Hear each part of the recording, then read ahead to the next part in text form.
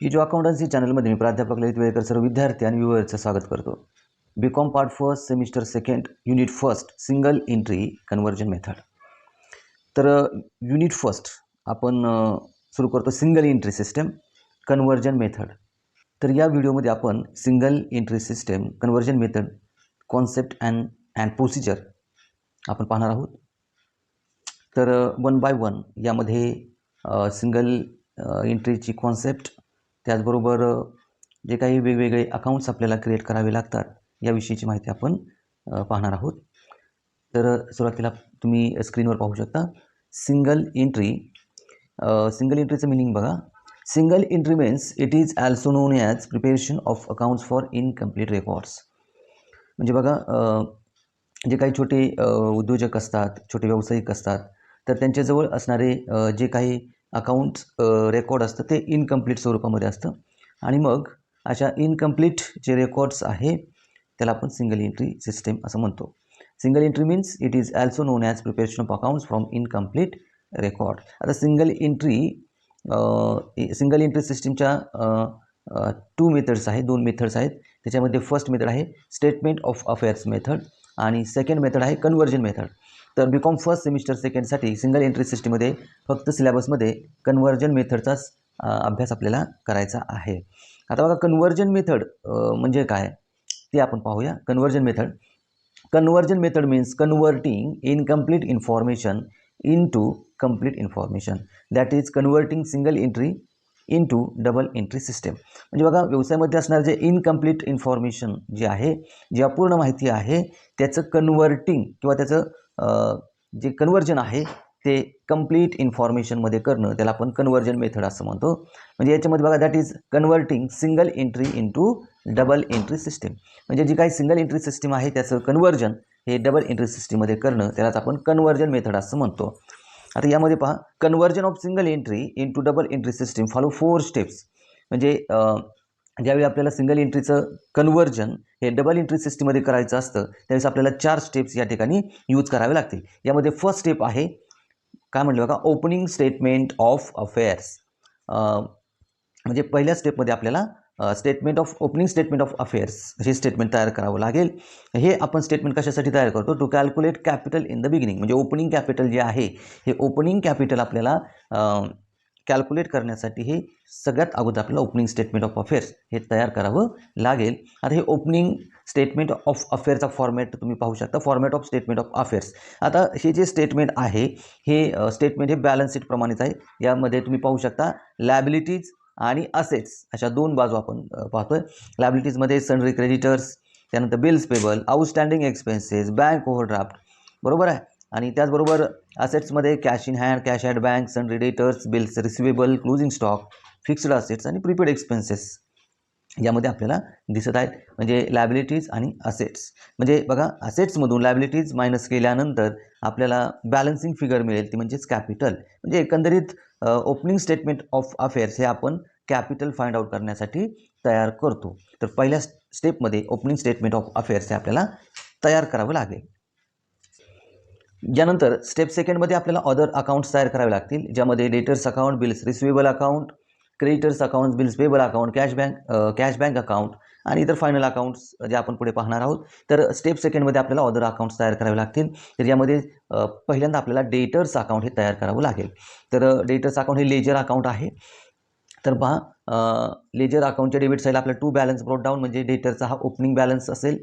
त्यानंतर credit cells, जी काही उधारीवरती आपण विक्री करतो ती अमाऊंट या ठिकाणी. त्याबरोबर 2 बिल्स रिसिवेबलची अमाऊंट इथे डेबिट साईडला येईल. बिल्स रिसिवेबल डिसऑनर्ड, जर बिल डिसऑनर्ड जर झालं तर त्याची एंट्री डेबिट साईडला येईल. त्यानंतर बघा, क्रेडिट साईडला cash bank account, bills receivable म्हणजे बिल जर ड्रॉन केलं असेल तर त्याची अमाऊंट येईल. त्यानंतर discount allowed, bad debts, sales return आणि बॅलन्स कॅरी डाऊन. तर अशा पद्धतीने हे डेटर्स अकाउंट आपल्याला तयार करावं लागतं. तर याच्यामध्ये बघा, डेबिट साईडला बॅलन्स ब्रॉट डाऊन म्हणजे ओपनिंग बॅलन्स आहे, बाय बॅलन्स कॅरी डाऊन म्हणजे हा क्लोजिंग बॅलन्स आहे, बरोबर आहे. आता हा डेटर्स अकाउंटचा फॉर्मॅट आहे. आणि हे अकाउंट म्हणजे डेटर्स अकाउंट आपण का तयार करतो? इथं पहा, debtors account is prepare to find out the any one missing amount of the following. म्हणजे यापैकी म्हणजे ह्या ज्या 4 अमाऊंट आहेत त्या मिसिंग झालेल्या असतात किंवा प्रॉब्लेममध्ये त्या दिलेल्या नसतात, तर त्या फाइंड आउट करण्यासाठी आपल्याला डेटर्स अकाउंट तयार करावं लागतं. तर काय काय मिसिंग अमाऊंट असेल, तर ओपनिंग बॅलन्स ऑफ डेटर्स, म्हणजे या ठिकाणी बघा ओपनिंग बॅलन्स जो डेबिट साईडला हा मिसिंग असू शकतो. त्याचबरोबर क्रेडिट सेल्स, इथं बघा डेबिट साईडला क्रेडिट सेल्स, त्यानंतर कॅश रिसिव्ड फ्रॉम डेटर्स, बरोबर आहे. तर इथं पहा कॅश बँक अकाउंट आणि क्लोजिंग बॅलन्स ऑफ डेटर्स, त्याला बाय बॅलन्स कॅरेक्ट डाऊन असं आपण म्हणतो. तर ह्या ज्या अमाऊंट आहेत त्या मिसिंग झालेल्या असतील किंवा प्रॉब्लेममध्ये दिलेल्या नसतील, तर त्या फाइंड आउट करण्यासाठी आपल्याला डेटर्स अकाउंट हे क्रिएट करावं लागतं. आता यानंतर पहा दुसरं अकाउंट आहे बिल्स रिसिवेबल अकाउंट. तर बिल्स रिसिवेबल अकाउंटच्या त्यामध्ये बघा हे सुद्धा लेजर अकाउंट आहे आणि त्याचा हा फॉर्मॅट आपण पाहतोय. त्यामध्ये बघा डेबिट साईडला टू बॅलन्स ब्रॉट डाऊन, म्हणजे हा ओपनिंग बॅलन्स असेल. त्यानंतर to debtors account bills drawn. आता इथं पहा म्हणजे डेटर्स अकाउंट आणि बिल्स रिसिवेबल अकाउंट या दोन्हीचं कॉम्बिनेशन किंवा जवळचा संबंध आहे असं आपण म्हणू शकतो. कारण यामध्ये बघा इथं म्हणलंय by bills receivable bills down, त्याच्या अपोजिट एंट्री इथं बिल्स रिसिवेबल अकाउंट आहे to debtors account bills drawn, बरोबर आहे. आता यानंतर क्रेडिट साईडला बघा बाय कॅश बँक अकाउंट, म्हणजे बिल्स रिसिवेबल अकाउंटचा बॅलन्स असेल, कॅश बँक अकाउंट असेल, ती जर रिसिव्ह झाली असेल तर त्याची एंट्री होईल. त्यानंतर bye debtors account bill dishonoured, जे इथं जर समजा बिल डिसऑनर्ड झालं असेल डेटर्सकडून तर त्याची एंट्री क्रेडिट साईडला होईल. आता इथं बघा त्याची ऑपोजिट एंट्री आपण इथं डेटर्स अकाउंट बघू शकता टू बिल्स रिसिवेबल डिसऑनर्ड, त्याचीच opposite entry by debtors account bills dishonoured. आणि इथं closing balance by balance carried down, म्हणजे इथं बघा डेटर्स अकाउंटमध्ये हा ओपनिंग बॅलन्स, इथं क्रेडिटला क्लोजिंग बॅलन्स. बिल्स रिसिवेबल अकाउंटच्या डेबिटला ओपनिंग बॅलन्स, इथं क्रेडिट बॅलन्स, बरोबर आहे. आता बिल्स रिसिवेबल अकाउंट आपल्याला सिंगल एंट्रीमध्ये का तयार करावं लागतं, तर इथं पहा bills receivable account is prepare to find out the any one missing amount. तर यामध्ये सुद्धा जर आपल्याला प्रॉब्लेममध्ये जर एखादी अमाऊंट जर दिली नसेल, मिसिंग असेल, तर ती अमाऊंट फाइंड आउट करण्यासाठी आपल्याला या ठिकाणी हे बिल्स रिसिवेबल अकाउंट तयार करावं लागतं.